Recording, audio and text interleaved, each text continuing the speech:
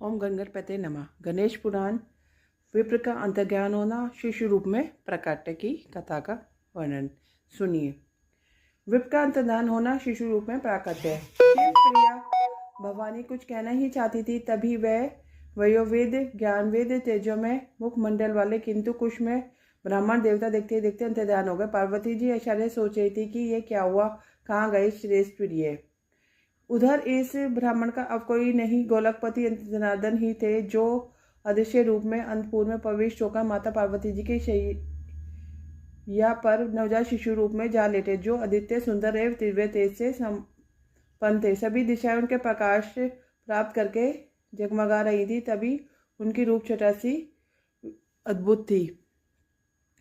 शुद्ध चंपा का वर्ण, कोटि का चंद्रप्रभ, मृग देश में सर्वजन्य शिव विमदर्ग अतीव सुंदरो तनु काम देव विभुवन मुखम निरुपम विभ्राचेनु निविंदकम। उसका वर्ण चंपक के समान तेज करोड़ों चंद्रमाओं के समान था।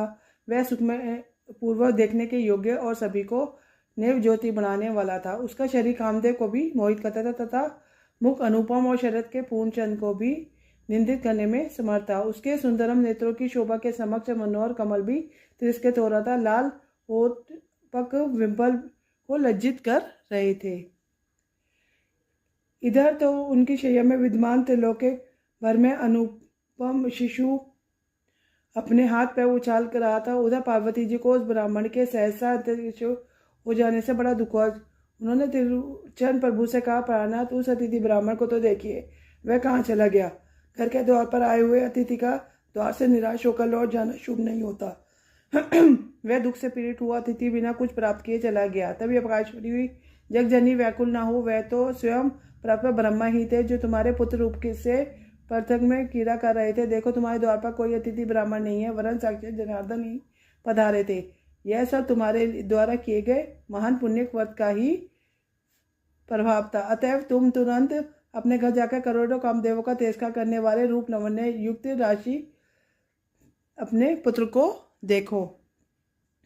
आकाशवाणी की बात सुनकर पार्वती स्वयं चिंतित हो गई। उन्होंने भीतर जाकर अपने पुत्र को देखा। वह अत्यंत सुंदर तेजस्वी था। उसके दिव्य अंगों में से जो अनुपम तेज निकल रहा था, उससे समस्त अंतपुर प्रकाश में हो रहा था।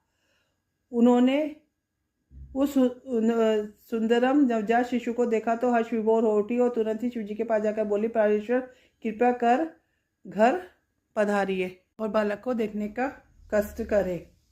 हे नाथ, आप जिस सत्फलदायक स्वरूप का ध्यान किया करते थे, उसी के पुत्र रूप में दर्शन